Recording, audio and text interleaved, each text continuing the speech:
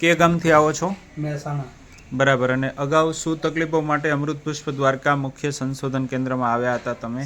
અમારી દીકરાની વાઈફનું breast cancer હતું તેના માટે। બરાબર। શું તકલીફો થતી હતી અને શું ફેરફારો થયા અમારા કોર્સ પછી એ કહો। એના પહેલો એનો દુખાવો થતો હતો અંદર, હા, પછી એના ઉલટીઓને એવું થતું હતું, બરાબર, પછી થોડી નોર્મલ પેટમાં ને એવો દુખાવો રહેતો હતો, બરાબર। અત્યારે બધું રાબેતા મુજબ થઈ ગયું? હા, બધું રાબેતા મુજબ। ફરી પાછા રિપોર્ટ કરાવ્યા? હા, કરાવ્યા। રિપોર્ટના માધ્યમથી શું ફેરફારો દેખાય છે? રિપોર્ટના માધ્યમથી બિલકુલ નોર્મલ થઈ ગયું છે।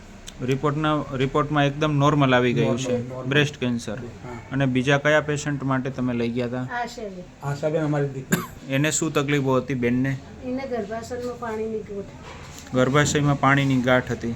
એમાં શું ફેરફારો છે? એને કમ્પ્લીટ મટી જ ઓગળી જ ગાંઠ સંપૂર્ણ ઓગળી ગઈ છે એ બેનની? માસી કે ઓછું આવવા માંડ્યું। બરાબર, સરસ। બેનની ઉંમર કેટલી છે?